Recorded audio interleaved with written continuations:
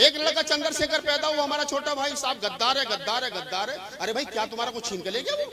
मैं तो चाहता हूं कि समाज में नेता पैदा होने चाहिए और इतने नेता पैदा हो कि मान्यवर साहब कांसीराम कहते थे कि बीजेपी कांग्रेस के लोगों को हमारे नेता खरीदने की बड़ी आदत है। मैं इतने नेता पैदा कर दूंगा कि कांग्रेस के लोग खरीदते खरीदते थक जाएंगे।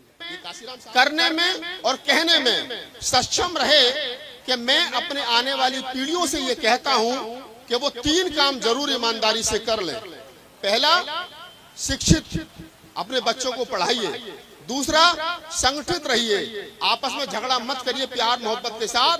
आप गांव में रहते हो तो गांव में रहिए, महानगर में रहते हो तो महानगर में रहिए, शहर में रहते हो तो शहर में रहिए, नगर पालिका विधानसभा तालुका में रहते हो तो वहां रहिए, लेकिन प्यार मोहब्बत के साथ रहिए, आपस में झगड़ा मत करिए। और तीसरा, संगठित होकर के रहिए। अगर संगठित रहोगे, बिखरोगे नहीं, तो फिर देश पर राज भी करोगे और गली मोहल्ले में भी आपका मान सम्मान होगा। क्योंकि आप तमाम लोग कहते हैं, हमारे तमाम सीनियर साथी कहते हैं कि टुकड़ों में बिखरे हुए फलों की कीमत नहीं होती। टुकड़ों में बिखरे हुए फलों की कीमत नहीं होती तो आदमियों की कहां से होगी। तो आज आप ये बात समझ लीजिए, आप जब भी यहां से जाएं सुबह को 4 बजे 3 बजे, तो अपने घर जाकर के ये बात दिमाग में रखना और कहना कि हमको कम से कम झगड़ा नहीं करना है, गली मोहल्ले में प्यार मोहब्बत और संगठन के साथ में रहना है। दूसरा, हमारे पास में रुपया 1 है या 1000 है, संपत्ति 1 रुपए की है या 1 लाख की है या नहीं है, बाबा साहब डॉक्टर अम्बेडकर की कोटेशन है कि आपके हाथ में अगर 1 रोटी हो तो वो 1 रोटी बेच देना, लेकिन बच्चों को पढ़ा लेना। तो दूसरा, आप बाबा साहब डॉक्टर अम्बेडकर की इस बात को मानना, क्योंकि बच्चों को शिक्षित करना है। और तीसरा, जैसे मैंने बताया कि संघर्ष करना है, क्योंकि ये बात भी बाबा साहब डॉक्टर अम्बेडकर ने कही है। बाबा साहब डॉक्टर अम्बेडकर ने कहा कि संघर्ष करिए। तो संघर्ष कहाँ के लिए करिए? आपस में मत करिए, भाई भाई मत करिए, चाचा ताऊ मत करिए, बाप बेटा के साथ मत करिए, माँ बेटा के साथ मत करिए। किसके लिए संघर्ष करिए? संघर्ष करिए इस देश पर राज करने के लिए, संघर्ष करिए अपने अधिकारों के लिए, संघर्ष करिए इस देश के हुक्मरानों से टकराने के लिए, संघर्ष करिए इस देश के राजाओं की आंख में आंख डाल करके अपनी बात बनवाने के लिए संघर्ष करिए। ये बाबा साहब डॉक्टर अम्बेडकर का कहना था और इस बात का ये उद्देश्य है। बाबा साहब डॉक्टर अम्बेडकर को जब आप पढ़ोगे, हम तो पढ़ते हैं, हम तो लिखते हैं, मैं तो जो लिखता हूं वो देश विदेश में पढ़ा जाता है, तमाम मैगजीन में छपता है, तमाम टीवी चैनलों पर मेरे स्पीच आते हैं। तो मैं कहता हूं कि बाबा साहब डॉक्टर अम्बेडकर को समझना उतना आसान नहीं है जितना कि आज का बच्चा, आज का नौजवान गले में गमछा डाल करके नीला घूम रहा है और वो कहता है कि मैं अम्बेडकरवादी हो गया हूं। तो मैं कहता हूं कि बेटा उतना आसान बाबा साहब को समझना नहीं है। बाबा साहब को समझने के लिए बाबा साहब को पढ़ना पड़ेगा, और जब बाबा साहब को पढ़ोगे तो फिर पता चलेगा कि डॉक्टर अम्बेडकर चीज क्या थे, कि जो पूरी जिंदगी सिर्फ इस बात के लिए लड़ते रहे। बाबा साहब डॉक्टर अम्बेडकर का आंदोलन कोई किस बात का आंदोलन है? बाबा साहब डॉक्टर अम्बेडकर का आंदोलन किस बात का आंदोलन है? इज्जत का आंदोलन है, मान सम्मान का आंदोलन है, बराबरी का आंदोलन है, समता का आंदोलन है, स्वतंत्रता का आंदोलन है, बंधुता का आंदोलन है और न्याय का आंदोलन है। ये बाबा साहब डॉक्टर अम्बेडकर का आंदोलन है। और जो लोग ये कहते हैं कि नहीं साहब बाबा साहब डॉक्टर अम्बेडकर तो सिर्फ दलितों के थे, चमारों के थे, महारों के थे, जाटों के थे। आज तो जो शेड्यूल कास्ट में जातियां आती है ना, जो शेड्यूल कास्ट में चमारों के, जाटों के अलावा दूसरी जातियां आती हैं, वो भी हिंदुओं के साथ खड़ी हैं। बताओ मुझे, खटीक है या कोई है? कोई खटीक नहीं है ना। पासी है, वाल्मीकि है, नहीं है ना। इसका मतलब सबके सब चमार हो, चमार जाट भी कोई दूसरा तो नहीं है ना, वही हो ना सब। तो इसका मतलब है, चलिए लोधे राजपूत है, देखो उनके लिए ताली बजाओ, लोधे राजपूत है। तो मेरा कहने का मतलब यह है कि बाबा साहब डॉक्टर अम्बेडकर का आंदोलन चमारों का आंदोलन नहीं था, महारों का आंदोलन नहीं था, वाल्मीकि, खटीक, पासी, धानुकों का आंदोलन नहीं था। बाबा साहब डॉक्टर अम्बेडकर का आंदोलन मानवता का आंदोलन था, समानता का आंदोलन था, बंधुता का आंदोलन था। और उसी आंदोलन को मैं चला रहा हूँ, उसी आंदोलन को शशि भूषण जी चला रहे हैं, और उसी आंदोलन को प्रधान जी चला रहे हैं, रेणुका जी, और उसी आंदोलन को सुनने के लिए आप तमाम लोग यहाँ बैठे हो। मैं जब रिसर्च करता हूँ, जब मैं लिखता हूँ, जब मैं पढ़ता हूं, तो मैं कहता हूं कई बार कि वर्तमान समय में जो लोग देश में राज कर रहे हैं मोदी जी और योगी जी के रूप में आरएसएस इनके पीछे खड़ी है, तो मैं सोचता हूं कि आखिरकार इनके पास इतनी ताकत कहां से आई? संख्या तो तुम्हारी ज्यादा है भाई, तुम्हारी संख्या ज्यादा है। अगर मैं सिर्फ और सिर्फ उत्तर प्रदेश के, पूरे भारत और उत्तर प्रदेश के अंदर सिर्फ जातियों की बात कर लूं तो मुझे पता चलेगा कि उत्तर प्रदेश के अंदर 25% और पूरे देश के अंदर लगभग 22.5% शेड्यूल कास्ट के लोग हैं। और शेड्यूल कास्ट में भी ज्यादा कौन है? वो जाटव हैं, चमार हैं, महार हैं, यही लोग हैं। इस देश के अंदर ब्राह्मण कितने? 3%। और अब तो बिहार की जनगणना से साबित हो गया कि लगभग टोटल ब्राह्मण, क्षत्रिय और वैश्य तीनों मिलाकर के 12% हैं। तो तुम्हारी संख्या 88% है, तो तुम राजा क्यों नहीं बनते हो? राजा ये 3% वाले क्यों बनते हैं? तो वो इसलिए बनते हैं क्योंकि तुम्हारे बीच में जो लोग हैं और जिसको मोस्ट बैकवर्ड कहते हैं वो उनके साथ प्लस हो जाते हैं, तुम उनको अपने साथ नहीं लेकर के आते हो। रिंकू प्रधान जी ने ये प्रोग्राम किया, इसके लिए उनको धन्यवाद। लेकिन अगर ये प्रोग्राम में जाट होते, गुजर होते, यादव होते, धानुक होते, पासी होते, खटीक होते, वाल्मीकि होते, तमाम वो SC ST OBC माइनॉरिटी के लोग होते जिनकी लड़ाई बाबा साहब डॉक्टर अम्बेडकर ने लड़ी, और लड़ी ही नहीं, मैं पूरी जिम्मेदारी से कहता हूं वो लड़ाई संवैधानिक रूप से उन्होंने दर्ज कराई। अगर भारतीय संविधान का आर्टिकल 340 इस देश के OBC के लिए है तो आर्टिकल 341 दलितों के लिए है। तो बाबा साहब डॉक्टर अम्बेडकर ने तो OBC के लोगों के लिए सबसे पहले सोचा, यानी जाटों के लिए, गुजरों के लिए, यादवों के लिए, पटेलों के लिए, लोधों के लिए, मालियों के लिए, शाक्य, कुशवा, तमाम लोगों के लिए बाबा साहब डॉक्टर अम्बेडकर ने लड़ाई लड़ी। लेकिन आज की तारीख में वो लोग बाबा साहब को दुश्मन मानते हैं। तो क्यों मानते हैं? क्योंकि हम बाबा साहब डॉक्टर अम्बेडकर को वहां तक नहीं पहुंचा पाए जहां तक बाबा साहब डॉक्टर अम्बेडकर को पहुंचाना था। ये नालायकी किसकी है? ये नालायकी हमारी है। अब मैं एक बात और आप लोगों के साथ साझा कर लेता हूं। ये बात साझा करता हूं कि जरा सोचिए, जो लोग प्रबुद्ध लोग हैं वो सोचें। बच्चों तुमसे बाद में बात करूंगा मैं, ठीक है बेटा? अभी थोड़ा सा इन लोगों से बात कर लेता हूं। आप लोग सोचिए, जो थोड़ा सा बुद्धिजीवी पढ़े लिखे लोग हैं वो सोचिए, कल जाकर के कहना कि राहुल नागपाल आया था, वो एक विश्लेषण की बात बता करके गया। क्या बात कह करके जा रहा हूं मैं आप लोगों से? मैं वो ये कह करके जा रहा हूं कि 1925 में RSS बना। कब? 1925 में। अगले साल 100 साल हो जाएंगे ना? तो उन्होंने 100 साल पहले जो सपना देखा था वो पूरा हो गया कि देश पर राज करना है। बाबा साहब डॉक्टर अम्बेडकर ने 1922 में समता सैनिक दल बनाया। बाबा साहब डॉक्टर अम्बेडकर ने जो सपना देखा था वो खंड खंड, टुकड़े टुकड़े हो गया, वो पूरा नहीं हुआ। बाबा साहब डॉक्टर अम्बेडकर का सपना बिखरा, RSS का सपना कामयाब हुआ। दूसरा, RSS जब बनी 1925 में, तो इस बात को ध्यान से सुनना, RSS के एजेंडे में राम मंदिर नहीं था। 1949 में जनसंघ बना, तो जनसंघ के एजेंडे में राम मंदिर नहीं था। 1950 के आसपास अयोध्या में राम की मूर्ति रखी गई, उनमें एक भी RSS और जनसंघ का आदमी नहीं था। 1964 में बजरंग दल बना, उसमें राम मंदिर का मुद्दा नहीं था। विश्व हिंदू परिषद बना, उसमें राम मंदिर का मुद्दा नहीं था। 1980 तक कभी भी हिंदुओं का मुद्दा राम मंदिर नहीं रहा। यानी 1925 से लेकर के और 1985 तक लगभग 60 साल के हिंदू आंदोलन में, सवर्णों के आंदोलन में, ब्राह्मणों के आंदोलन में कभी भी राम मंदिर का मुद्दा नहीं रहा। तो फिर राम मंदिर का मुद्दा अचानक से आया कहां से? ये विचारणीय प्रश्न है।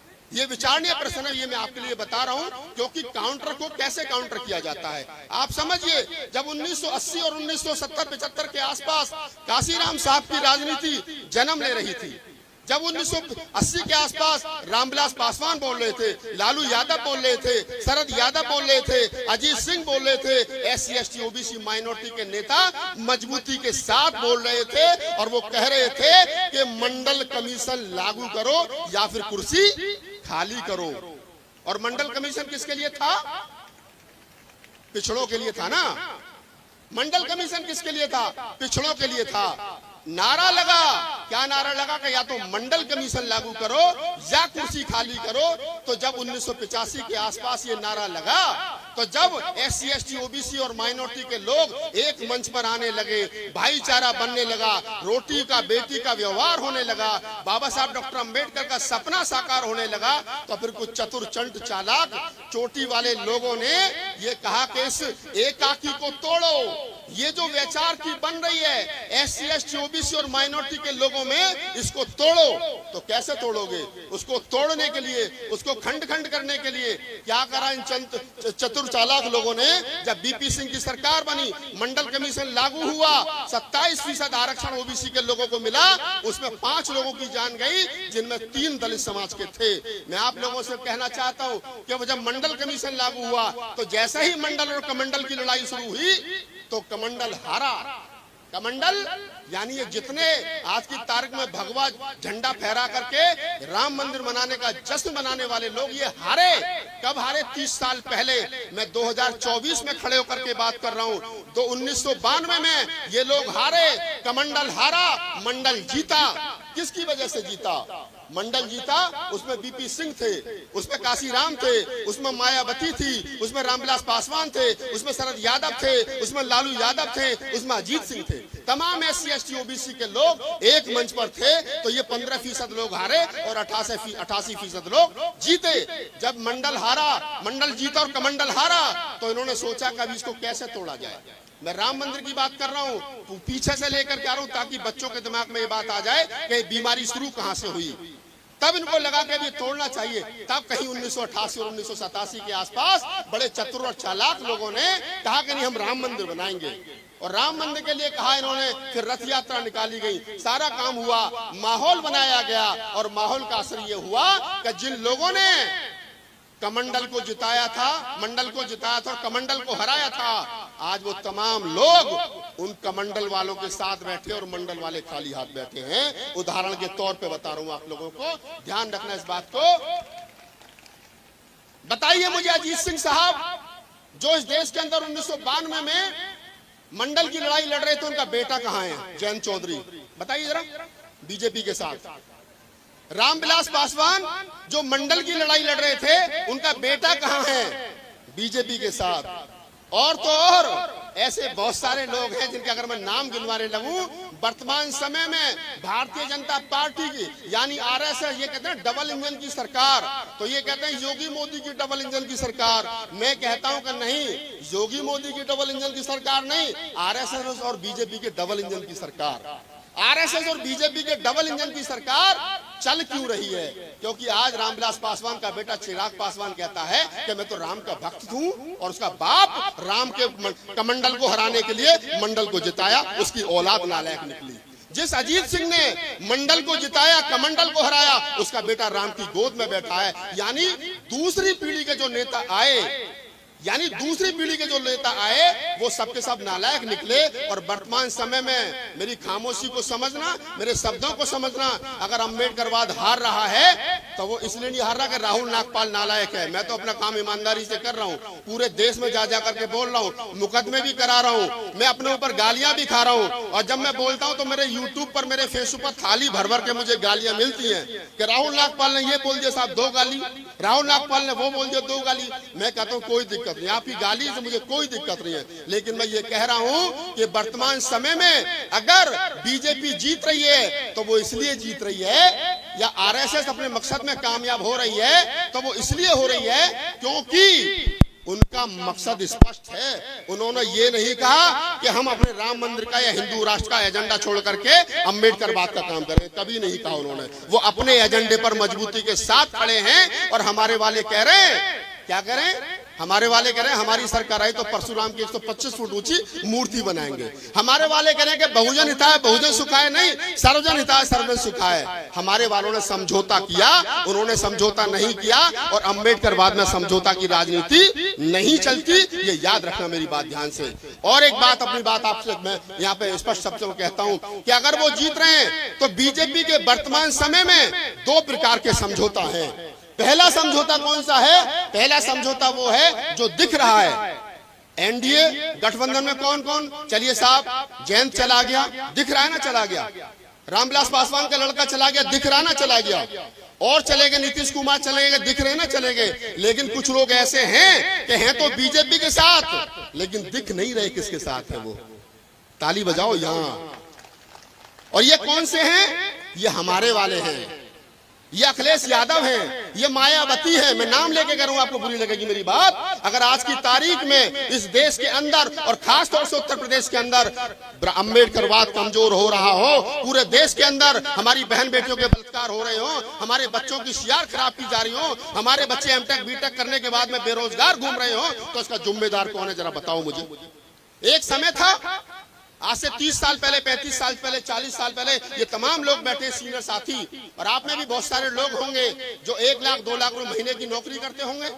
हैं बहुत सारे लोग जिनकी तनख्वाह 2 लाख होगी। मैं तो ऐसे लोगों को जानता हूं कि जिनकी तनख्वाह 5 लाख थी, जिनकी तनख्वाह 3 लाख थी, यानी 10,000 रुपए पर डे। चमार के घर में पैदा होने के बाद में भूख और गरीबी से लड़ते हुए माँ ने दूसरों के खेतों में नौकरी की, बेटा पढ़ाया, दिल्ली गया, नौकरी लगा, और आज वो 3 लाख रुपए महीना की नौकरी करता है बाबा साहब के आरक्षण की वजह से, और उसका बेटा एमटेक बीटेक करने के बाद में 10,000 की नौकरी ढूंढ रहा है। ये शर्म की बात है, और इसके लिए कोई जिम्मेदार नहीं है, हमारे नालायक नेता जिम्मेदार हैं, क्योंकि वो लोग, वो नेता वो नहीं बचा पाए जो बाबा साहब डॉक्टर अम्बेडकर दे करके गए थे। हमारे नेता क्या बचा रहे हैं? जिन नेताओं को फूले अम्बेडकर आंदोलन बचाना था, जिन नेताओं के कंधों पर हमने और आपने जिम्मेदारी दी थी कि जाओ राजनीति के रण में या सामाजिक क्षेत्र में आप फूले अम्बेडकर आंदोलन की रक्षा करना, वो नेता क्या कर रहे हैं? वो नेता खुद को, अपने परिवार को, अपने पैसे को बचाने का काम कर रहे हैं, वो आपको बचाने का काम नहीं कर रहे हैं। ये ध्यान रखना मेरी बात। ये बात जब मैं कहता हूं तो लोग कहते हैं भाई साहब आप तो खिलाफ बोलते हो। मैंने कहा मैं एक आदमी की वकालत नहीं करता।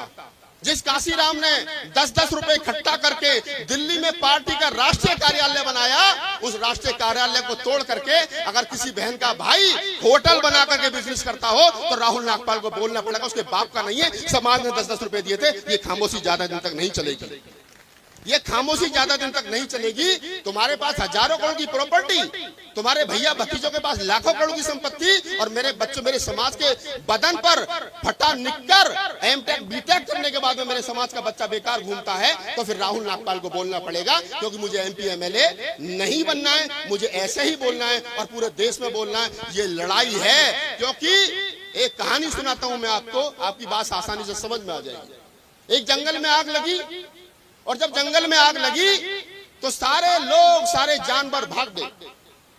तो छोटे छोटे जानवर, मतलब चिरोटे, एक दूर पेड़ की ऊंचाई पर बात कर रहे थे आपस में, एक चिड़िया और एक कौवा। कौवा कह रहा था कि देख जंगल जल रहा है, तो चिड़िया कह रही थी हाँ देख तो मैं भी रही हूं, देख तू भी रहा है, क्या कर सकते हैं हम लोग। तो चिड़िया ने कहा कि मैं ये चाहती हूँ कि मैं जो बराबर में तालाब है आधा किलोमीटर की दूरी पर, वहां से चोंच में पानी भर के लाऊं और इस पर डालूं ताकि ये आग बुझ सके। तो कौवा हंसा और कहने लगा तू पागल हो गई है चिड़िया, तेरे चोंच भर पानी से ये आग बुझ जाएगी। चिड़िया ने कहा कि मुझे पता है मेरे चोंच भर पानी से आग नहीं बुझेगी, लेकिन 100 साल, 10 साल, 20 साल, 30 साल के बाद में जब इस जंगल का इतिहास लिखा जाएगा तो कम से कम इतना जरूर लिखा जाएगा कि एक चिड़िया थी कि जिससे उम्मीद नहीं थी, लेकिन वो चोंच भर पानी ला करके इस जंगल की आग को बुझाना चाह रही थी, और कुछ लोग थे जो तमाशा देख रहे थे। तो मैं ईमानदारी से कहता हूं, जब पूरे देश में घूम करके घर जाता हूं, आईने के सामने खड़े होकर के इतना कहता हूं कि 100 साल के बाद, 20 साल के बाद, 30 साल के बाद, 50 साल के बाद जब मैं नहीं रहूंगा दुनिया में, और जो आज मैं बोल रहा हूं और ये वीडियो रिकॉर्ड हो रहा है, ये यूट्यूब पर जाएगा, ये डिजिटल हिस्ट्री बन रही है, और 100 साल के बाद जब इसको वीडियो को देखेगा तो इतना जरूर कहेगा कि जब मिशन मूवमेंट बर्बाद हो रहा था तो एक राहुल नागपाल था जो चीख चीख करके कह रहा था मूवमेंट बर्बाद हो रहा है और इस बर्बादी के लिए हमारे नेता जिम्मेदार हैं, और मैं गाली खा रहा था, तो तब कहेंगे नहीं यार वो लड़का ठीक कह रहा था। मेरी बात आज समझ में नहीं आएगी, मेरी बात आज समझ में नहीं आएगी, हो सकता है थोड़े दिन के बाद समझ में आए। मैं किसी पार्टी का प्रवक्ता नहीं हूँ, मैं तमाम पार्टी के नेताओं से मिलता हूं, तमाम पार्टी के बड़े नेता मेरे संपर्क में मुझे फोन करते हैं। अभी हाल ही में एक किताब का प्रमोशन हुआ, मोदी जी ने एक किताब लिखी मोदी एंड अम्बेडकर, उसका इन्विटेशन मेरे पास आया, राष्ट्रपति जी ने उस किताब को विमोचन किया, तो मेरे पास में इन्विटेशन आया। मैंने कहा नहीं यार मैं बीजेपी के कार्यक्रम में नहीं जाऊंगा। उसके कुछ दिन के बाद में उसका हिंदी वर्जन आया, और जब हिंदी वर्जन आया तो फिर मेरे पास में मनोज तिवारी जो सांसद भोजपुरी फिल्म स्टार है, हमारे दोस्त भी हैं, वो उनके पीए ने चौबे ने मुझे फोन किया कि भैया वो बाबा साहब की किताब का हिंदी वर्जन आ रहा है, आप कम से कम अब तो आ जाइए। तो मैंने कहा ठीक है आ जाऊंगा, आप इतनी कह रहे हो तो, लेकिन एक शर्त है। बोले क्या शर्त है? मैंने कहा उस मंच पर बीजेपी का झंडा, बीजेपी का डंडा और बीजेपी की बात नहीं होनी चाहिए तो मैं आ जाऊंगा। उन्होंने वैसा ही किया, उन्होंने वैसा ही किया। ये ताकत होनी चाहिए कहने की, इन शर्तों पे बुलाओगे तो आऊंगा। हमारा आदमी तो नाक के बल रगड़ के चला जाता है कि सांसद जी ने फोन खिंचवाया, फोटो ही खिंच जाए। वो सांसद हमारे साथ कहते हैं राहुल नागपाल के साथ फोटो खिंच जाए। हम 100 सांसदों से आज भी बड़े हैं, ईमानदारी है, क्योंकि मेरा समाज मेरे साथ खड़ा है। मैंने कहा वहां पे कि मैं आ जाऊंगा, कोई दिक्कत नहीं है। मैं गया, मनोज तिवारी जी ने खड़े होकर कह रहे मेरे छोटा भाई आ गया, ये पूरा सम्मान हुआ। मनोज तिवारी जी ने अपनी बात रखी, वो वीडियो यूट्यूब पर पड़ा, सारे लोग जाकर के देखना। हिम्मत चाहिए, कलेजा चाहिए एक सच्चा अम्बेडकरवादी होने के लिए। मैं तो कहता हूं, मैं तो बाबा साहब डॉक्टर अम्बेडकर की बिगड़ी हुई संतान हूं, बिगड़ा हुआ चेला हूं। जैसा आज था वैसा ही 20 साल पहले था और वैसा ही 20 साल बाद मिलूंगा, मुझे कोई दिक्कत नहीं है। लेकिन मैं कहने कहा, मैं कहा तिवारी जी जब तुम्हारे बाप और दादा के हाथ में कलम थी, मैंने कहा कि तिवारी जी सांसद जी जब तुम्हारे बाप और दादा के हाथ में कलम थी तो तुमने लिखा ब्राह्मण, क्षत्रिय, वैश्य, शूद्र, अछूत, राजपूत, इस देश के लोगों को हजारों जातियों में बांट दिया क्योंकि तुम्हें श्रेष्ठ होना था। लेकिन जब मेरे बाप के हाथ में कलम आई तो उसने लिखा we the people of India, हम भारत के लोग। ये थे बाबा साहब डॉक्टर अम्बेडकर। मैंने अपनी बात कही, उसके बाद में वो वीडियो, वो फोटो हमारे ट्विटर अकाउंट पर गए तो हमारे समाज के लोगों ने मुझे 2 लाख गालियां दी। वीडियो नहीं देखा, गालियां दी करे राहुल नागपाल तो बीजेपी के सांसद के साथ बैठा था। अरे भाई इसमें कौन सी बात हो गई? हमारे लोग इतने मतलब बिल्कुल हैं, लठ लेके बैठे, राहुल नागपाल जहां मिल जाए पेल दो। अरे भाई मिल जाऊंगा, कोई दिक्कत नहीं है, मैं तो यही समाज में रहता हूँ, लेकिन पहले बता तो दो। और आज मैंने देखा मेरे ऑफिस से मुझे हमारे आकाश ने बताया, लड़के ने, बोले भैया बहुजन समाज पार्टी के जो उनका पोर्टल है उस पर आपके बारे में लिखा गया है कि राहुल नागपाल दलाल है। तो मैंने कहा अगर इतनी बड़ी पार्टी मुझसे कह रही है कि मैं दलाल हूं तो हो सकता है मैं कहीं ना कहीं मेरे चरित्र में गलती रही होगी, मैं सुधारने की कोशिश करूंगा। लेकिन सच्चाई यही है कि हम जब तक जिंदा हैं बाबा साहब डॉक्टर अम्बेडकर के मूवमेंट को बचाने की लड़ाई लड़ते रहेंगे। कमी अपने वालों में है, उनकी भी झाड़ सफाई करते रहेंगे और दूसरे वालों से भी लड़ते रहेंगे। लेकिन मैं एक बात कह रहा हूं आप लोगों से, ये जो बाबा साहब डॉक्टर अम्बेडकर का आंदोलन बर्बाद हो रहा है ना, और समाज की जो दुर्दशा हो रही है, इसके लिए बीजेपी और आरएसएस वाले कम जिम्मेदार हैं, हमारे वालों की खामोशी ज्यादा जिम्मेदार है। ये बात याद रखना भाई, हमारे वालों की खामोशी ज्यादा जिम्मेदार है। लोग कहते हैं मैं केजरीवाल से मिलूं साहब तो आम आदमी पार्टी का हो गया, अभी राहुल गांधी से मिलने चले गए तो कांग्रेस का हो गया। पिछले दिनों बहन जी से मिल गया, बहन जी ने ट्वीट कर दिया कि राहुल नागपाल का बसपा में स्वागत है, तो सब लोग खुश हो गए। अरे भाई मैं एक्टिविस्ट हूँ, मेरा काम एजेंडा सेट करना है। मैंने कहा राहुल गांधी से खड़े होकर के कि अगर आपकी सरकार आएगी तो मेरे समाज के लिए क्या करोगे, मुझे बताओ, क्या प्लान है तुम्हारे पास में दलितों की उन्नति का, बताओ तो सही।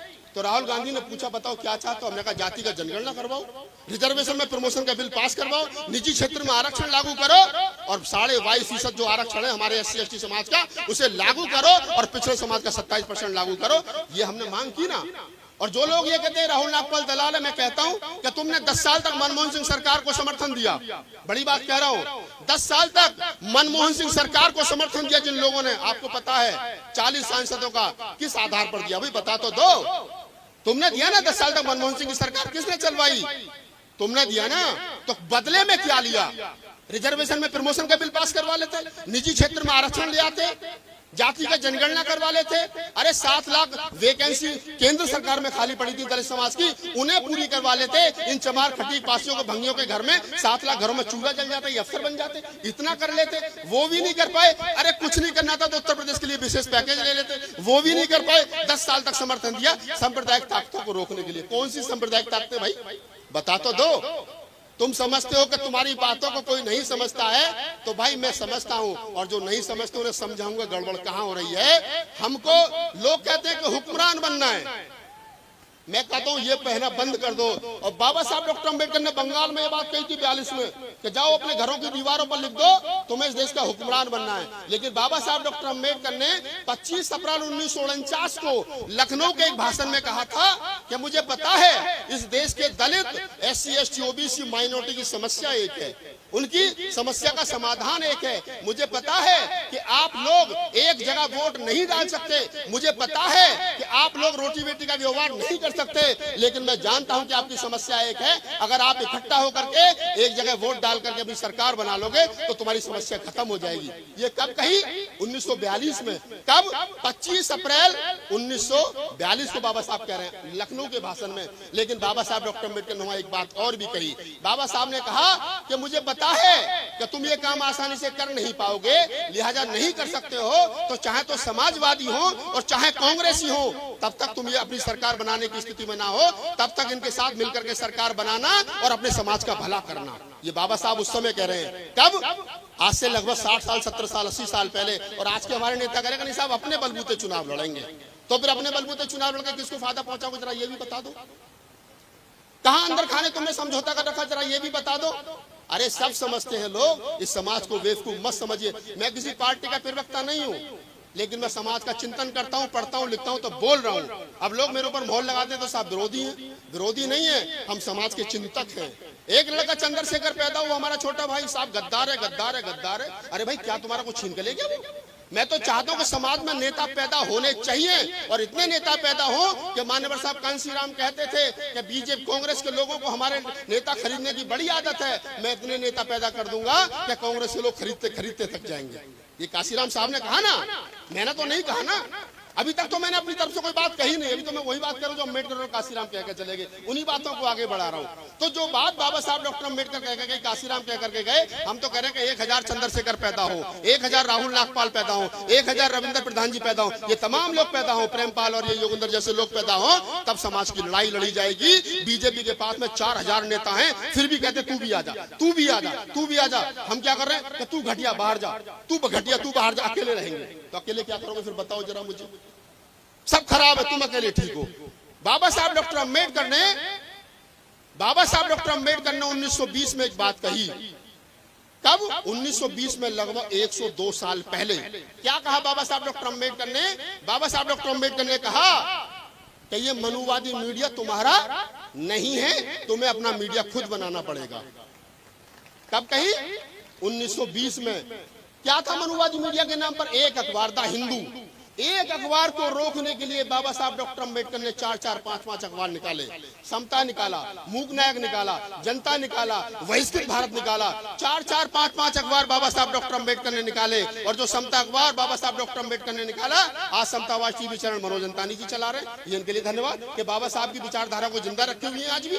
ठीक है, मूक नायक हमारी मीना कोटवाल चला रही है। और बाबा साहब ने हिंदू को रोकने के लिए 5-5 अखबार निकाले साहब। कांसीराम साहब 1970 और 75 में कह रहे हैं कि मनुवादी मीडिया हमारा नहीं, हमें अपना मीडिया खुद बनाना पड़ेगा। क्या आता था मनुवादी मीडिया के नाम पर?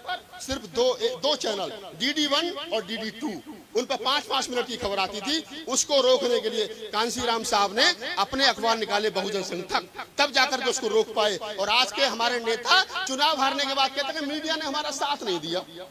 तो या तो बाबा साहब डॉक्टर अम्बेडकर पागल थे 100 साल पहले, या तुम ज्यादा कलवंद हो गए हो जो बाबा साहब की बात नहीं मान रहे हो। अरे वो मीडिया जिससे तुम उम्मीद कर रहे हो वो तुम्हारे लिए बना ही नहीं है। वो जिनके लिए बना उनके लिए काम कर रहा है, और जो मीडिया तुम्हारे लिए बना उससे तुम बात करते नहीं हो। ये यूट्यूबर बेचारे जितने घूम रहे हैं, चाहे शंभू है, चाहे राहुल है, चाहे मनोज अंतानी जी, चाहे मीना है, चाहे और हमारे साथी हैं, किसको बुला करके कहते जाओ तुम काम करो, हम तुम्हारे लिए हेल्प करेंगे? कोई नहीं करता भाई साहब। तो ये हम बाबा साहब डॉक्टर अम्बेडकर से ज्यादा पढ़े लिखे हो गए।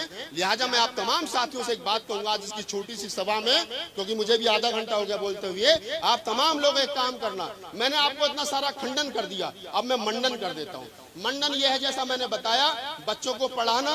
ये आंदोलन जो है फूले अम्बेडकरी आंदोलन, बाबा साहब डॉक्टर अम्बेडकर की वैचारिकी को जिंदा रखने का आंदोलन है। लोग मुझसे पूछते, टीवी अखबार वाले मुझसे पूछते, पत्रकार मुझसे पूछते कि भैया जब इतनी सारी कमियां हैं तो बाबा साहब के विचार को बचाया कैसे जाएगा? तब मैं कहता हूं कि नेताओं के भरोसे मत रहना, नेताओं के भरोसे मत रहना। ये 5 साल में एक बार आएंगे, शकल दिखाएंगे, वोट ले जाएंगे, MP MLA बन जाएंगे, फिर पलट के नहीं आएंगे। और आते वक्त अब तो चमारों की औकात इतनी हो गई है, मैं तो नाम लेके कहता हूं 1980 के आसपास 1990 के आसपास जब कांग्रेस की सरकार होती थी तो उत्तर प्रदेश में 90 सीट दलितों के लिए रिजर्व हैं एमएलए की। उनमें से 80 और 75 जाटव चमार होते थे, बाकी हमारे दूसरे भाई होते थे। कहीं खटीक जीत गया, कहीं पासी जीत गया, कहीं वाल्मीकि जीत गया। आज की तुम्हारी स्थिति ऐसी खराब है चमारों की खास तौर से कि 90 में से 17-18 तुम हो, बाकी दूसरे वाले हैं। ना तो चमार की वोट कोई मांगने आता है और ना चमार को कोई टिकट देता है। तुम पे मोहर लग गई है, तुम्हारी कोई वैल्यू नहीं बची उत्तर प्रदेश के अंदर, और इसके लिए जिम्मेदार कौन है वो तुम्हें पता है। एक बात और कह देता हूं, ब्राह्मण कभी ये कहता है कि मैं हुक्मरान बनना है? कहता है कभी? नहीं ना, नहीं कहता ना। जाट कभी कहता है हुक्मरान बनना है? गुजर कभी कहता है? यादव नहीं कहता। वो कभी बनिया कभी कहता है कि हुक्मरान बनना? नहीं बनना। हमारे दिमाग में बात लगी हुक्मरान बनना है। इस हुक्मरान बनने के चक्कर में बहुत नुकसान हुआ है। बाबा साहब ने ये बात कही कि हुक्मरान बनना है, तो वो इसलिए कही। हुक्मरान बनने का मतलब क्या है? हुक्मरान बनने का मतलब मुख्यमंत्री और प्रधानमंत्री बनना नहीं है। चाहना है इन बेटियों के हाथ में आप ये झाड़ू छोड़ करके इनको अफसर बनाना चाहते हो तो पलट करके तो देखना पड़ेगा कि आखिरकार वो